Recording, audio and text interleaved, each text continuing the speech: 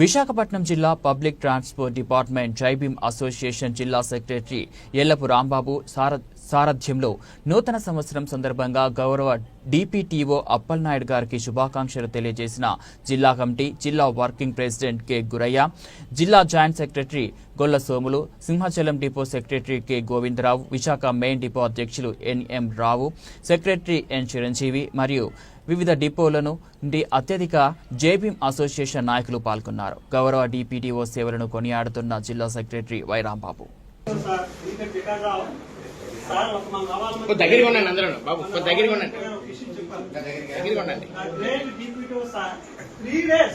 మన విశాఖపట్నం జిల్లా ఉత్తరాంధ్ర పర్యటన కూడా విజయవంతంగా చేసి, అలాగే గతంలో మొన్న రీసెంట్ గా జరిగిన స్పోర్ట్స్ మీట్స్ కూడా చాలా చక్కగా ప్రతి ఇష్యూను కూడా విశాఖపట్నం ఒక ఆంధ్ర రాష్ట్రంలో ఒక మనకి ఎంతో పేరు పెట్టే సంబంధించి మన డిప్యూటీ అప్పలనాయుడు గారికి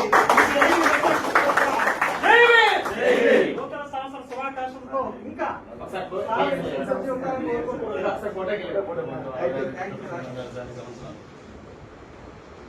థ్యాంక్ యూ.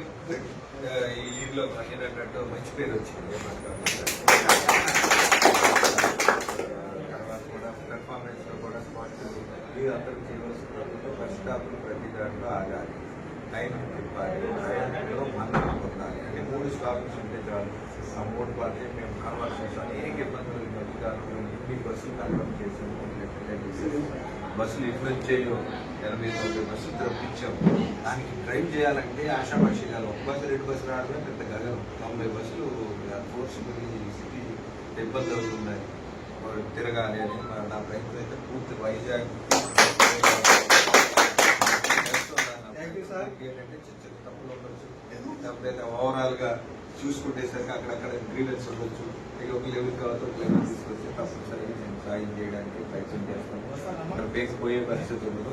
ఒక లెవెల్ కావచ్చు, ఒక లెవెల్ తప్పనిసరిగా అదే ఆవేశపడిపోయి ఇదిలాగా అదిలాగా అన్ని ఈక్వేషన్లు ఊరికే రకరకాలుగా ఈక్వేషన్ నెట్ హౌస్లు అన్ని ఇబ్బందులు నేను చూస్తున్నాను. కాబట్టి మీరేం కంగారు పడిపోయి ఇదిలాగట అదేలాగట నాకు తెలుసు ఎలాగలా ప్రచారం చేస్తారు.